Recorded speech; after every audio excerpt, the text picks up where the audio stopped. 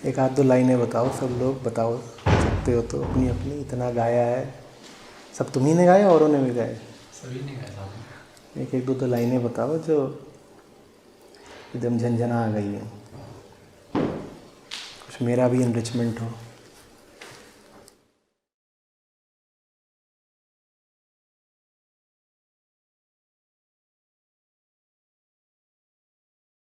एक लाइन आती है आचार्य जी, बालपन सब खेल गवायो। तो वो तो सभी खेलते ही हैं बालपन में, तो मतलब वो इसमें तो फिर गवाना क्या हुआ उसके अंदर, वो तो बचपन में सभी खेलते ही हैं। और इस सेंस में कि तुम अपनी टोटल एज गिनते हो 60-70, जिसमें से 20 तो बाय डिफ़ॉल्ट माइनस है। कबीर साहब ये नहीं बोलते तुमसे, अगर तुमने 60 की उम्र में अपनी उम्र बताई होती 40, पर तुमने अकाउंटिंग एरर कर रखा है ना, नहीं समझे। एक और तो तुम अभी आर्ग्यूमेंट दे रहे हो कि 20 तो भाई गंवानी है, सभी गंवाते हैं। अगर 20 गंवानी है तो अपनी उम्र 60 क्यों बताते हो? 40 बताओ। तुम्हारी अभी क्या एज है ना? तो तुम्हारा अकाउंटिंग एरर है, इसलिए उन्हें बोलना पड़ रहा है कि बेटा तुम गलत कर रहे हो। जो तुम अपनी एज बता रहे हो 40, वो 40 तुम्हारी उम्र है ही नहीं, उसमें से 25 तो तुमने बाय डिफ़ॉल्ट माइनस कर रखा है। लेकिन अगर सोसाइटी इतनी इवॉल्व होती कि 40 साल का बंदा अपनी उम्र 15 बता रहा होता, तो वो ये बात नहीं कहते। समझ में आई बात? क्योंकि तुम गलती कर रहे हो, इसलिए वो तुमको याद दिला रहे हैं कि तुम्हारी टोटल कैलकुलेशन में शुरू में ही एरर है। गुरु गोविंद दो खड़े काके लागू पाए, बलिहारी गुरु आपने गोविंद देव मिला। निराला भाई तुम बात अच्छी तो कर रहे हो, पर ईमानदारी की है कि नहीं ये हम नहीं जानते। गुरु गोविंद पाँव, गुरु गोविंद के अलावा तीसरे भी होते हैं, और पाँव के अलावा शरीर में और चीज़ें भी होती हैं। गुरु गोविंद का ही ख्याल चलता रहता है मन में, और जिनका भी ख्याल चलता है उनके पास पाँवों का ही ख्याल चलता है।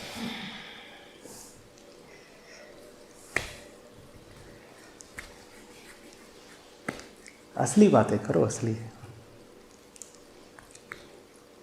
असली बातों का फ़ायदा ये होता है कि उनसे असली फ़ायदा होता है ना?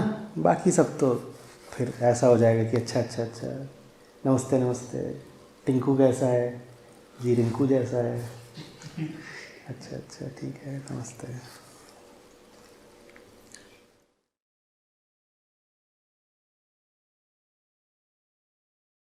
गुरु शरण जाए के तामस त्यागे, भला बुरा कहा जाए तो इसमें स्ट्राइकिंग क्या है? मन भागने का। जो कुछ भी स्ट्राइकिंग लगता है वो अपनी जो स्थिति होती है, अपनी पोजीशन, उसी के कॉन्टेक्स्ट में लगता है ना।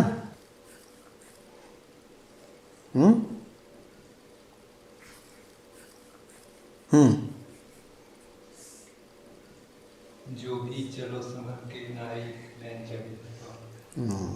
आईक्यू थोड़ा तो बढ़ा। आईक्यू माने ईमानदारी कोशिश।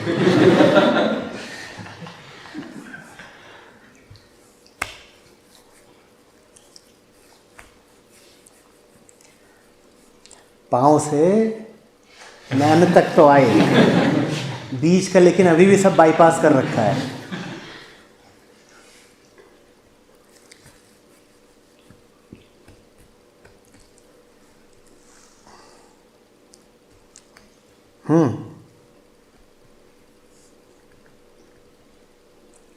या तो हर लाइन ही पंच लाइन होती है,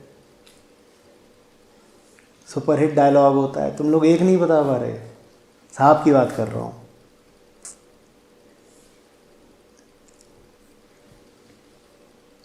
राम तन की तापना चाहिए।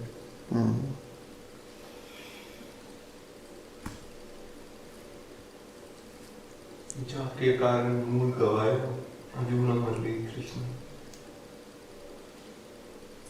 आग बुझी मत जान दबेरा, जोर से बोलो। आग बुझी मत जान दबेरा। एक दो है आचार्य जी, कहना था सो कह दिया, अब कछु कहा ना जाए, एक भी कया सो जा रहा दरिया लहर समाए। तो उस लाइन का मतलब समझ में नहीं आता। जब तुम अपने आप को वन मानते हो तो वो क्या हो गया? If this is real and you take it as real, right? If this is real then what is that? That समझते हो? तत्।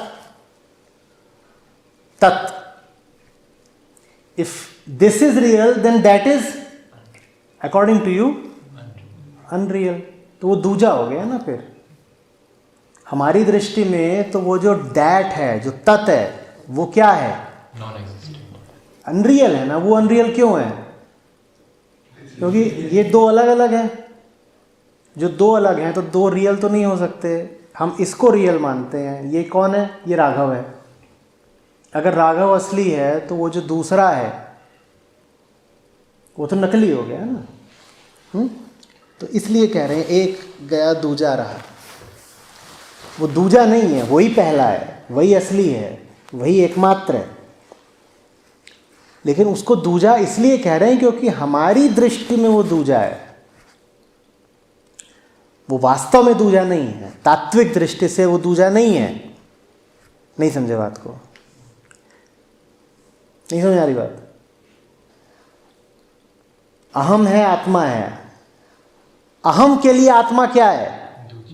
कोई दूजी चीज है ना। दूजी, दूर की, पराई। तो इसलिए कह रहे हैं एक गया दूजा रहा। यहां पर एक किसको कह रहे हैं? अहम को। वो गया, वो जो दूजी चीज थी जो अभी तक दूजी लग रही थी वही बची। अहम के लिए तो वो दूजी है, ये खरी बात है। ये चीजें बोलते हैं कि दूजा या फिर दैट, मतलब इसी वक्त बताओ ना कि अभी सामने की क्या चीज है। किसको बताएं? जो पूछ रहे हैं उसे। कौन है वो? दो ही होते हैं। अब इस वक्त तो मैं हूं ना, तुम कौन हो अभी भी? जो ये एक्सपीरियंस कर रहा है कि अंदर हाँ, से जो थोड़ा पूछ सा- रहा है। जो हाँ, पूछ रहा है यानी उसको पता नहीं है। नहीं पता। जो उसको पता नहीं है वो आत्मा तो नहीं हो सकता। आत्मा तो सर्वज्ञ है। सर्वज्ञ, ज्ञ माने ज्ञाता, उसे सब पता है। तो जो पूछ रहा है वो अभी भी कौन है? अहम ही है ना। अहम सुन पाएगा क्या अगर वो यही कहेगा मैं वो हूं जो पूछ रहा है? जब तक तुम पूछने वाले की आइडेंटिटी भी पकड़ के बैठे हुए हो, जब तक तुम अपनी आवाज में तलखी लेके ये भी कह रहे हो कि मैं पूछ रहा हूं, तब तक भी तुम्हें समझ में नहीं आएगा। तो उसको तो नहीं समझ में आएगा जिसको कोई प्रश्न ही नहीं है। उसको भी समझ में नहीं आएगा जो बहुत आस्तीन चढ़ा के बोलता है कि साहब मैंने सवाल पूछा है, बताइए जरा। बता क्यों नहीं रहे? इस आदमी ने क्या किया है? इसने भी तो अपने आप को अहम ही बना लिया है। आत्मा थोड़ी सवाल पूछती है, वो पूछती है। आत्मा को थोड़ी कोई उलझन वगैरह होती है। तुम बहुत बड़े सवाली बन गए अगर, तो भी तुमने अपने आप को क्या बना रख दिया? बिल्कुल रोक दिया ना। क्या बना के? वही बने रहो फिर। अगर हमका अपने प्रति सवाल नहीं भी है तो भी दुनिया के अंदर तो इतना सब चीजें चलती रहती है ना। अब एक पशु प्लास्टिक खा रहा है, उसके ऊपर सवाल आएगा ही आएगा। अब वो आत्मा का सवाल नहीं होता, लेकिन सामने दिख रहा पशु है। प्लास्टिक क्यों खा रहा है? क्योंकि हमने प्लास्टिक फैलाया है। अहम ने ना। हाँ। हाँ, तो बात पशु की होनी चाहिए, बात अहम की होनी चाहिए कि मैं ऐसा क्यों हूं। अगर मैं करना रोक भी दूं तो भी थोड़ी ना रुक जाएगा। अभी भी तुम ये सोच रहे हो कि मैं और दूसरे अलग अलग हैं। ये दृष्टि भी किसकी होगी? अहम की होगी। और इसी दृष्टि के कारण वो पशु मर रहा है, क्योंकि हर आदमी यही सोच रहा है। जैसे तुमने अभी कहा कि मैं और मेरा पड़ोसी अलग अलग है, ठीक उसी तरह तुम्हारा पड़ोसी कह रहा है कि मैं और पशु अलग। तो तुम और तुम्हारा पड़ोसी एक हो। पशु अगर मर रहा है तो उसे पड़ोसी नहीं मार रहा, तुम भी बराबर ही मार रहे हो। जिस भावना से तुम ये कह रहे हो कि मैंने थोड़ी प्लास्टिक फैलाया, मेरे पड़ोसी ने फैलाया, मैं और मेरा पड़ोसी अलग अलग है, उसी भावना तुम्हारा पड़ोसी भी कह रहा है कि मैं और पशु अलग अलग है। मैंने प्लास्टिक फैलाया तो पशु ही तो मरे, मैं थोड़ी मरा। जब तक तुम ये नहीं समझोगे कि ये सारा काम किस बिंदु से निकल रहा है, तब तक तुम एक सोशल एक्टिविस्ट तो बन जाओगे, स्पिरिचुअल आदमी नहीं बन सकते। सोशल एक्टिविस्ट की प्रॉब्लम यह है कि वो मूल गलती करता है कि सोचता है कि करने वाले दूसरे हैं, मैं दूसरों को सुधार रहा हूँ। उसको पता ही नहीं होता कि करने वाली एजेंसी वास्तव में कौन है, और इसीलिए वो कोई रिफॉर्म ला भी नहीं पाता है। रिफॉर्म तो दोनों ही लेकर आ रहे थे, इतने सारे संत और गुरुजन भी हुए और इतने सारे। तुम क्या बिल्कुल लीचड़ बातें पेल रहे हो। संत और गुरुजन हुए, संत गुरुजन नहीं हुए होते तो क्या होता, वो तुम्हें पता है? हाँ, वो बात ठीक है कि नहीं? वो ठीक नहीं है, तब तुम ही नहीं होते। उसकी जगह यहाँ पे एक राक्षस, एक जानवर बैठा होता। ठीक कैसे? वो ठीक है, तुम जानवर होते ही ठीक रहता। इतने सस्ते तरीके से बात मत करो ना कि तनी वो बात ठीक है। कैसे ठीक है? संत गुरुजन नहीं हुए होते तो तुम्हारी जगह यहाँ पे कोई बैठा होता जिसके 2 सींग और 1 पूंछ होती। ठीक है? तो बहकी बहकी बातें क्या कर रहे हो? ठीक है?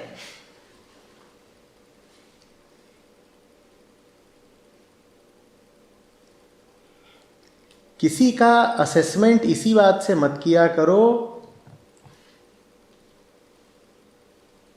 कि क्या दिख रहा है या कि उसने क्या किया। असेसमेंट करते वक्त जो एक बहुत बड़ी चीज़ मिस आउट हो जाती है, आइसबर्ग के 8/9 हिस्से की तरह, वो ये होती है कि क्या क्या हो सकता था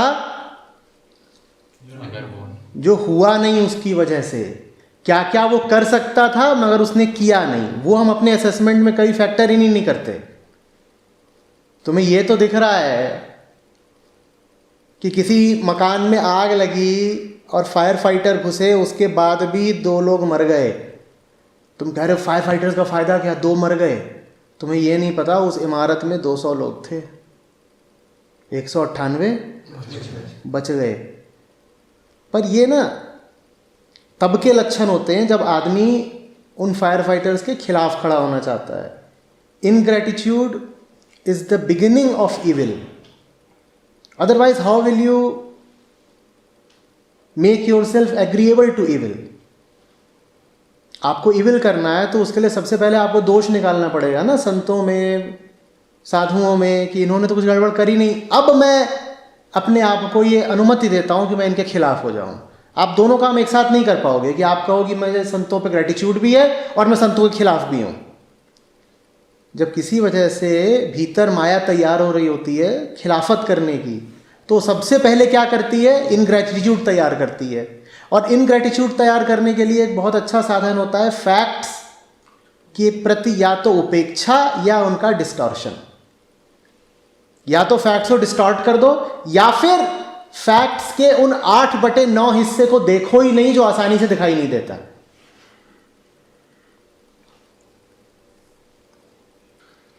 भाई उदाहरण के लिए राम वैराग्य और अनुशासन और मर्यादा के प्रतीक हैं। ठीक, राम प्रतीक हैं वैराग्य, अनुशासन और मर्यादा के। अब आपकी ज़िंदगी में कोई मुकाम आ गया है जहां आप वैराग्य रख ही नहीं सकते। मान लो कोई कामिनी आ गई है आपकी ज़िंदगी में, या कि कोई बहुत बड़ा लालच आ गया आपकी ज़िंदगी में, जैसे अयोध्या का राजपाट। आपको भी कुछ ऐसे ही राजपाट मिल रहा है, आपके लिए अब संभव ही नहीं है कि आप मर्यादा रखो, अनुशासन रखो, तो आपको अब राम का विरोध करना पड़ेगा। आप ये तो कह नहीं पाओगे कि आप राम का विरोध इसलिए कर रहे हो क्योंकि राम अनुशासित या मर्यादित थे। तो आप क्या कहोगे? पता है राम ने क्या किया था? राम ने ना वो फलाना शूद्र था उसके कान में पिघला हुआ सीसा डाल दिया था। और पता है राम ने क्या किया था? गर्भिणी सीता को वनवास दे दिया था। और पता है राम ने क्या करा था? राम ने जो शबरी के बेर वगैरह खाए थे कुछ नहीं थी, वो राजनीति थी। और पता है राम ने क्या करा था? जबरदस्ती जा करके रावण की लंका में घुस गए थे, जबकि पहले उसकी बहन की नाक खुद ही काटे थे। अब ये सब बातें तुम्हारे दिमाग में राम के खिलाफ आने लगेंगी ताकि अब तुम राम के खिलाफ हो सको, और राम के खिलाफ होते ही तुम खिलाफ हो गए अनुशासन, मर्यादा और वैराग्य के। तो वस्तुतः तुमको समस्या राम से है ही नहीं, तुम्हें समस्या उन चीजों से है राम जिनके प्रतीक हैं। बात समझ रहे हो? पर अब तुम्हें अगर वैराग्य को छोड़ना है तो राम को गाली देना आवश्यक हो जाता है। इसी तरह संत जिन चीज़ों के प्रतीक होते हैं, जब वो तुमको त्यागनी होती हैं क्योंकि तुम्हारी ज़िंदगी में कोई बहुत बड़ा आकर्षण या डर या विक्षेप आ गया होता है, तो तुम्हारे लिए फिर आवश्यक हो जाता है कि तुम संतों के ही खिलाफ बोलना शुरू कर दो। और खिलाफत हमेशा यही नहीं होती कि कबीर साहब बुरे आदमी थे, खिलाफत ये भी होती है कबीर साहब असफल आदमी थे। खिलाफत करने के लिए ये कहना ही ज़रूरी नहीं है कि आप बुरे आदमी हो। खिलाफत ऐसे भी किया सकती है कि आपने मेहनत तो बहुत की, आपको मिला क्या? क्या कर लिया इन सब साधु संतों ने, इतने दिनों से बोल रहे हैं दुनिया इतनी खराब है, देखो पशु मर रहे हैं। सावधान रहा करो। थोड़ा सा भीतर कीड़ा उठे ना, तभी चेत जाओ, उसको फूंक मार के उड़ा दो, नहीं तो कीड़ा बहुत जल्दी डायनासोर बन जाता है। वैचारिक संयम रखना बहुत जरूरी है। विचार कब कर्म बन जाएंगे तुमको पता नहीं चलेगा। संतों के खिलाफ विचार का वह भी उठे, उसी समय चेत जाओ। ये मत सोचो कि मैं तो अपने एकांत में ही सोच रहा हूं, मैंने कुछ कर थोड़ा ही दिया। ये जो काम अपने एकांत में आप कर रहे हो ना, सोच सोच के, एकांत वगैरह कुछ होता नहीं है। आप अपने एकांत में भी अगर भ्रष्ट चिंतन कर रहे हो तो भ्रष्ट चिंतन आपका कर्म बन गया। भीतर से जैसे ही दुर्भावना उठे उसी वक्त उस पर ढक्कन रख दिया करो। कुछ बातों की अपने आप को अनुमति नहीं देनी चाहिए। अभी कल ही आया था एक जोड़ा, मैं उनको बोल रहा था कि वाक संयम और विचार संयम दोनों कर्म संयम से पहले आते हैं। सबसे पहले तो अपने आप को अनुमति मत दो कुछ भी उल्टा सोचने की। किसी तरह अगर विचार पर तुम संयम नहीं रख पाए, कुछ उल्टा पुल्टा सोच भी लिया, तो वाणी को अनुमति मत दो उल्टा बोलने की। पहले तो संतों के खिलाफ विचार ही नहीं आना चाहिए, और आ गया तो जबान पे नहीं आना चाहिए। पुराने समय में कहते थे जबान से अगर एक शब्द निकला संत पुरुषों के खिलाफ तो इस जबान को ही काट दूंगा, खुद ही काट दूंगा। ये वाग संयम कहलाता है, इसी को वाक निग्रह भी कहते हैं। गीता का 17वां अध्याय उठा के पढ़ो, यही 3 तल बोलते हैं कृष्ण साधना के। वैचारिक साधना, शाब्दिक और फिर कार्मिक। यही 3 चीजें संभालने की होती हैं। विचार संभाल लो, जबान संभाल लो और कर्म संभाल लो। अब 2 बातें तो तुम्हारी बहक गई। विचार तो गड़बड़ रही होंगे, तभी वाणी से भी गड़बड़ बात बोल रहे हो। बस अब जो तीसरा गड्ढा है उसमें और जाके गिरना है कि कर्म भी गड़बड़ शुरू कर दो।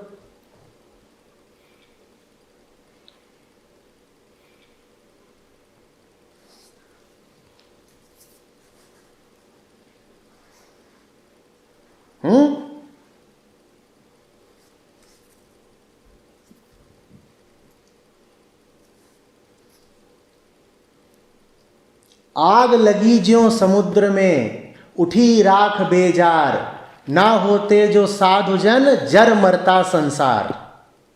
समुद्र में आग लग जाती है अगर साधुजन ना होते। कम से कम आज समुद्र में तो आग नहीं लगी हुई है ना। नहीं समझ में आ रही बात। पशु प्लास्टिक क्यों खा रहे हैं?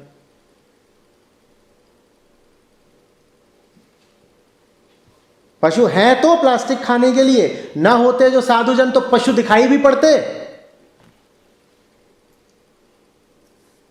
और फिर पशु प्लास्टिक खा रहे हैं तो दोष किसका निकला? संत जनों का। ये तो गजब बात हो गई। पशु प्लास्टिक खा रहे हैं तो संत जनों का दोष है कि तुम आज तक रोक क्यों नहीं पाए, तुम इतने बड़े बड़े संत कहलाते हो, तुम्हारे होते हुए पशु प्लास्टिक खा रहे हैं। किसका दोष है? संत जनों का।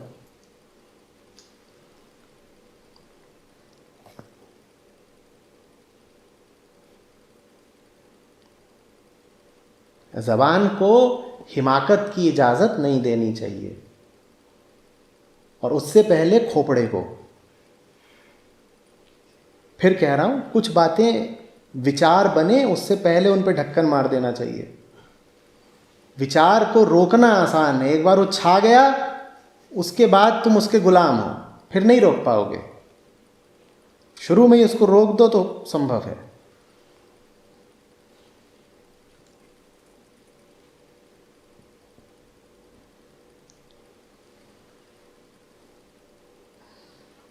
इसीलिए तो हमारा बिगड़ना इतना आसान है ना। कुछ करना थोड़ी होता है, किसी के खोपड़े में एक इविल थॉट डालना पड़ता है बस। अच्छे खासे आदमी के कान में कोई इविल चीज़ फूंक दो, वो ख़त्म हो जाएगा।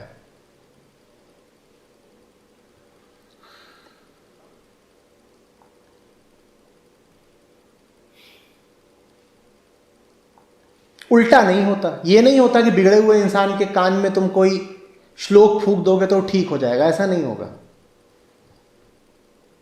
और जिसके दिमाग में तुमने एक बार किसी बेहुदे विचार का कीड़ा डाल दिया है, फिर उसको बचाना, उसको साफ करना, ये सब बहुत मुश्किल होता है। एक बात बताओ, इस दीवार पे यहाँ से मैं स्याही फेंक के मारूं, वो आसान है या उस फिर स्याही को छुड़ाना? जल्दी बोलो। तो ये जो दीवार है, ये आदमी का मन है। उसको गंदा करना बहुत आसान है। उस पर स्याही फेंक के मारो, अभी गंदा हो जाएगा। उसकी सफाई में बहुत वक्त लगता है, और सफाई फिर तुम कर भी दो तो निशान छूट जाते हैं।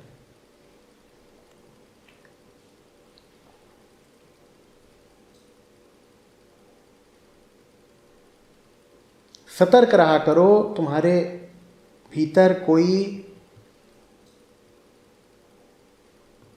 काले विचार प्रविष्ट ही ना करा पाए। और सबसे ज़्यादा वो विचार इसी रास्ते से घुसते हैं। किसी ने आके कान में कुछ फूंक दिया, ये जो फोन चिपकाए चिपकाए घूमते हो, सबसे ज़्यादा खतरा उनको है। कुछ नहीं हुआ, फोन आया, किसी ने एक बात बस फूंक दी कान में, बस फूंक दी, हो गए। अब वो बात भीतर जाएगी, जड़ लेगी, पनपेगी, बड़ी हो जाएगी। याद रखा करो कि हम आंतरिक रूप से बहुत कमज़ोर लोग हैं। हम में वो ताकत नहीं होती है कि हम आत्मबल के द्वारा भीतर सिर्फ सही चीज़ों को प्रवेश करने दें, और अगर कुछ गलत प्रवेश कर गया हो तो आत्मबल से ही उसको रोक दें। हम बहुत अनप्रोटेक्टेड और वल्नरेबल हैं। हम अभी इतने ऊंचे साधक नहीं हुए हैं कि भीतर अगर गलत चीज़ जाएगी तो हम उसको क्वारंटीन कर देंगे या ख़त्म कर देंगे या एमिट कर देंगे, बाहर निकाल देंगे। ऐसा हम नहीं कर पाते हैं। भीतर अगर गड़बड़ चीज़ गई तो वो पकड़ लेगी। मत जाने दो अपने भीतर कोई बेहुदा विचार।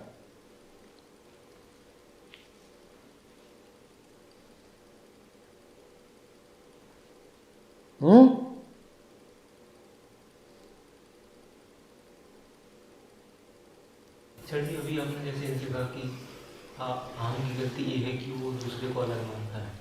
तो अगर जैसे मतलब मैं कहना चाहिए कि आत्मा के रूप से जीता हूँ, तो पड़ोसी तो तब भी अहम से जी सकता है ना? तो वो तो जानवर तो तब भी। फिर पड़ोसी अहम से अगर जी रहा होगा, तुम्हें पता चलेगा कि वो पड़ोसी का अहम नहीं है, वो तुम्हारा भी अहम है।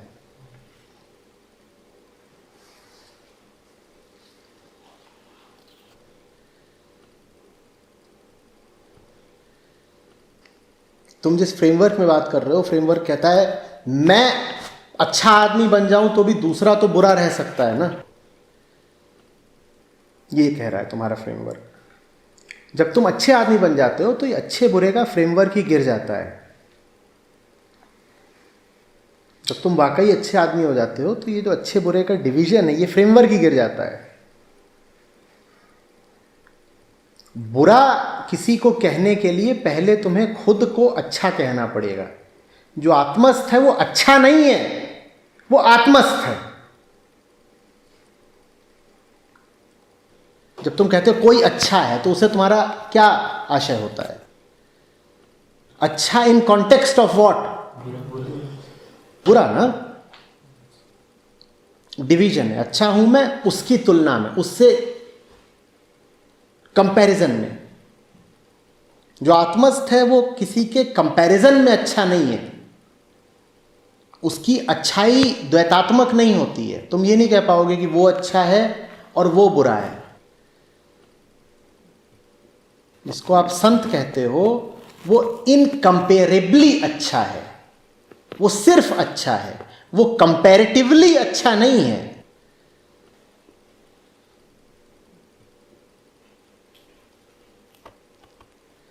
समझ में आ रही बात? बुरा कहना ज़रूरी होता है अपने आप को रिलेटिवली अच्छा कहने के लिए। और जब तक तुम्हें अपने आप को रिलेटिवली अच्छा कहना है, तुम कौन से अच्छे हो गए? रिलेटिवली अपने आप को अच्छा कहना चाहते हो तो फिर तो कोई बुरा चाहिए, फिर तो तुम खुद चाहोगे कि किसी को बुरा बनाओ।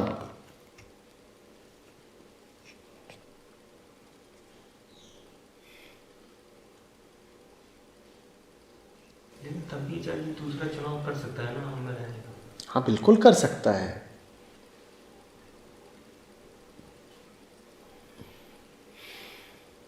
लेकिन वो बात देख करके फिर तुम ऐसे नहीं रहोगे जैसे अभी तुम हो।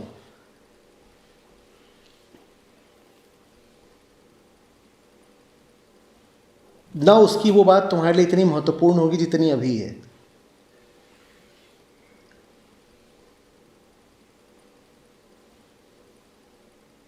तो उसको रोकूंगा क्या? पता नहीं क्या करोगे। अगर मैं अभी से बता दूं क्या करना है तो तुम करना शुरू कर दो, बन जाओ संत।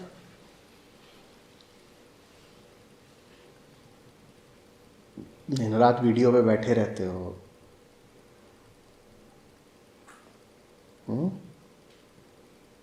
टाइटलिंग भी कैसे करते हो?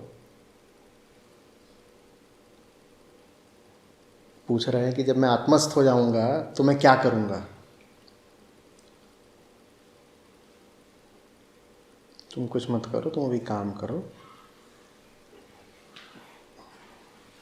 बहुत आगे की और ऊंची बातें अभी तुम्हें लाभ नहीं देने वाली भाई। जैसे तुम दो हो वैसे ही दुनिया भी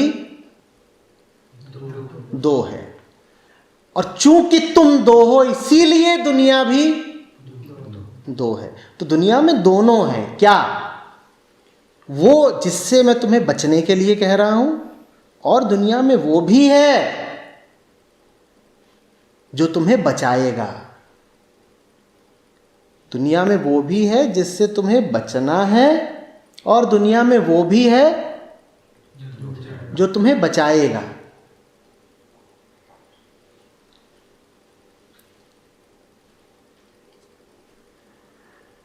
पिक्चर देखी थी मैंने,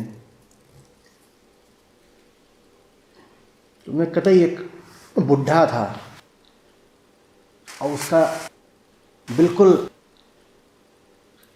एकदम बुर्बक लौंडा, कतई इंजीनियर था। तो वो बुढ़वे को कुछ लोग दौड़ा रहे हैं, ठीक है। वो दूर से दौड़ता हुआ आ रहा है और कह रहा अरे अरे अरे अरे दरवाज़ा बंद कर, दरवाज़ा बंद कर, चोर आ रहे हैं, डाकू आ रहे हैं, मारेंगे मारेंगे मारेंगे। ठीक है, दरवाज़ा खुला हुआ था, घर का दरवाज़ा खुला हुआ है, और दरवाजे पे खड़ा कौन है? वो बुर्बक लौंडा। और बाहर से वहाँ से बाप चिल्लाता हुआ आ रहा है, बाहर खिड़की दरवाजे सब बंद कर, वो पीछे आ रहे हैं, बहुत मारेंगे बहुत मारेंगे। और बाप आ रहा है और उससे पीछे, थोड़ा पीछे दूर वो 5-7 हैं जो मारने आ रहे हैं। और ये जो बुर्बक खड़ा है इसने क्या किया? बोला बाप नहीं तो बोला दरवाज़ा बंद करना, दरवाज़ा बंद कर दिया। अब बुढ़वा दरवाजे के बाहर दे दनादन पिट रहा है, धमाधम धमाधम पिट रहा है। किसके लिए दरवाज़ा बंद करने को कहा है? बाप के लिए या चोर के लिए? और इसने दोनों के लिए बंद कर दिया। चोर के लिए तो बंद किया ही, बाप के लिए भी बंद कर दिया। इसे बोलते हैं मतिहीनता। क्या आचार्य जी आइसोलेट हो जाएं, दरवाज़ा बंद कर दें? बिल्कुल हाँ, बाप के लिए ही बंद कर दो। अब बाप भी अंदर नहीं आ सकता, वो भी पिट रहा है बाहर।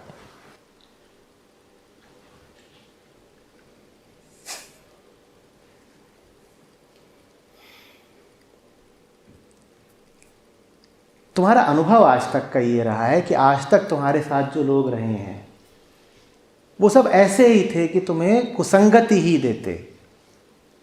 लेकिन उसका अर्थ ये थोड़ा ही है कि दुनिया में ऐसे लोग नहीं हैं जो सही संगति दे सकते हैं।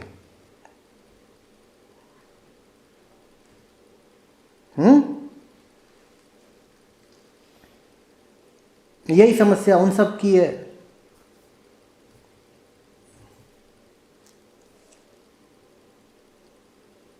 जिनको लड़कियां चाहिए कि आचार्य जी ने तो बड़ा टफ क्राइटेरिया रख दिया है, ऐसी तो कोई होती नहीं। वैसी तुम्हें आज तक दिखी नहीं, मिली नहीं, तुम्हें दिख भी नहीं सकती थी, मिल भी नहीं सकती थी, क्योंकि तुम हो, तुम हो।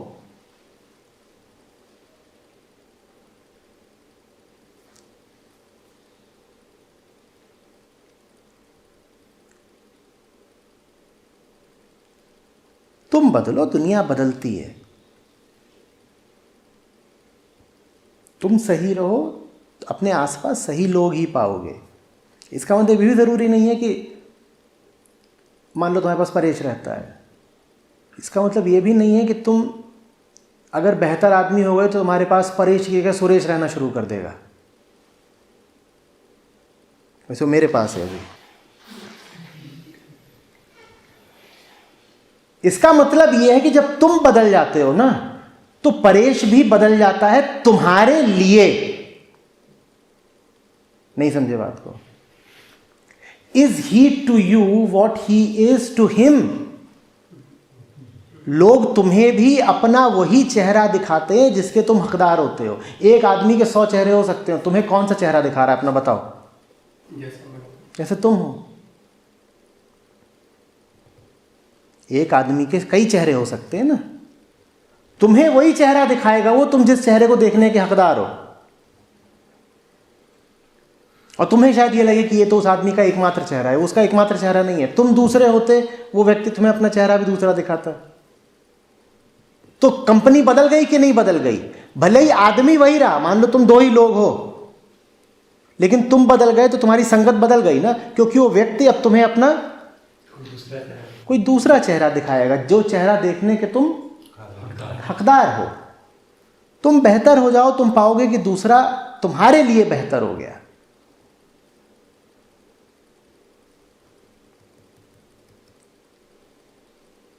तो कहीं जाना नहीं पड़ता है ढूंढने की, कोई और मिल जाएगा। अच्छा, आचार्य जी बोलते हैं कि जब तुम बदलते हो तुम्हारा समाज ही बदल जाता है। इसका मतलब जब मैं बदलूंगा तो दूसरे लोग मिल जाएंगे। नहीं, दूसरे लोग नहीं मिल जाते। हो सकता है लोग वही रहें, तुम्हारे लिए वो बदल जाए।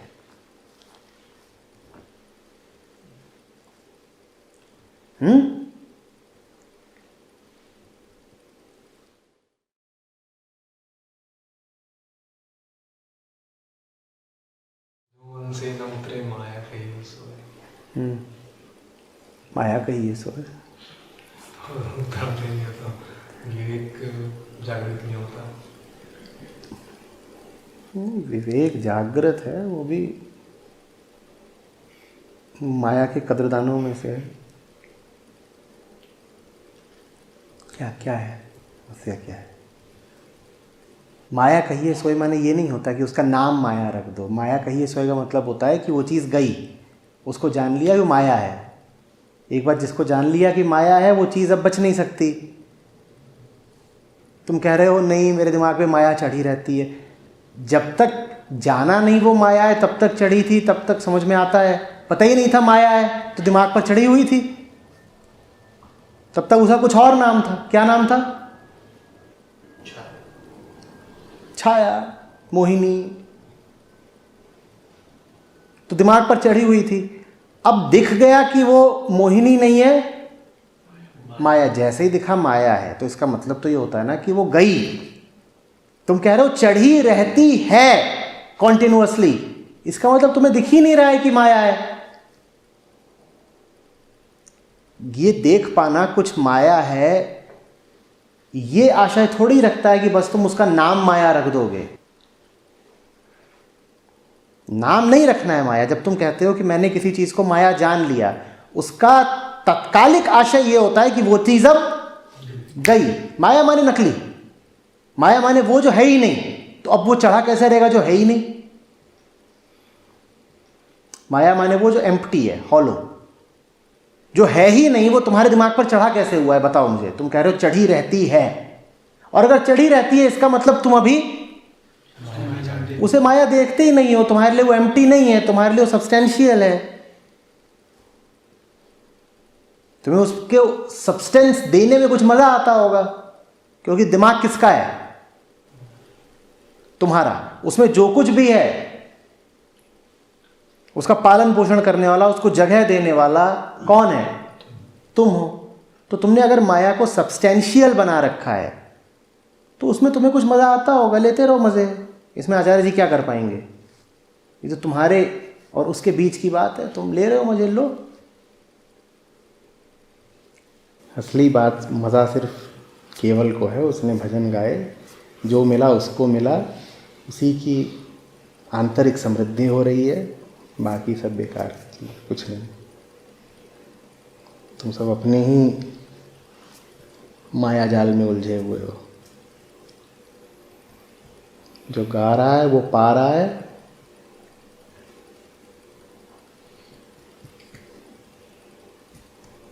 पप्पू समय गवा रहा है।